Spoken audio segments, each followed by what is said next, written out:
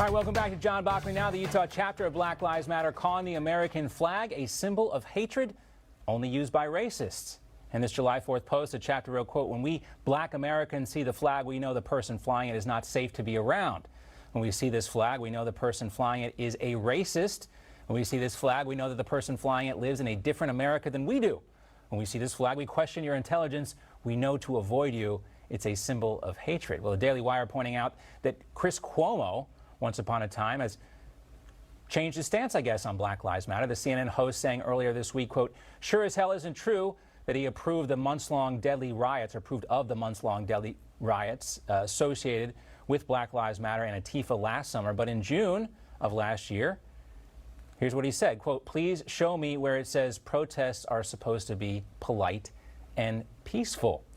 Joining us now to talk more about this is a former congressional nominee for California's 43rd District, Joe Collins. He's also a Navy veteran. Joe, great to see you.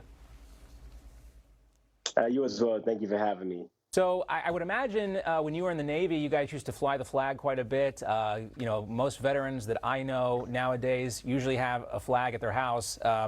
Joe, are you a racist? I guess if you ask the president of the Black Lives Matter chapter from Utah, I am. But, you know, according to my service to this country and my love for this country and its people, I would say that I'm not a racist. Yeah. You know, and what's typical when it comes to this stuff, I mean, anytime, you know, Marjorie Taylor Greene, for example, says something, the Democrats, the media, they come out, oh, QAnon conspiracy theorists, yada, yada, yada. But you don't hear any kind of, you know, talking negatively about Black Lives Matter from Democrats. They still won't do that, even though we know, Joe, this is basically a money operation. Really, that's what it's about. It also has its roots in Marxism and socialism.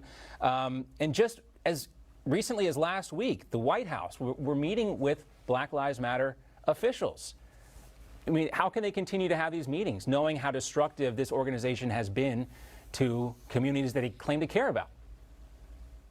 Well, I'll tell you this. A lot of Democrats and Democrat communities sways towards the ideologies of Black Lives Matter and Marxism and socialism. And, you know, Joe Biden said, if you don't vote for me, you ain't black. And he ignored the entire black community. So I guess he feels as if he's giving back to the black community by meeting with these Black Lives Matter activists who care absolutely nothing about the black community. I think these people care just as much about the black community as Joe Biden does, which is very, very little. But, you know, it's a fad. I think it's going to go away soon. It has been going away slowly. Yeah. You know, it started under the Obama administration. Now it's fading rapidly now since people are waking up and realizing that Black Lives Matter. The ideas sound great, but the entire movement and the organization in itself had nothing to do with Black lives. Right, especially when so much of that money has gone to, you know, ostensibly rich white neighborhoods, thanks to Patrisse Cullors, the co-founder who bought all those houses in those nice neighborhoods, not in these urban communities. Joe, great to see you. Thanks so much, and thanks for your service, of course. Thank you. All right, stand.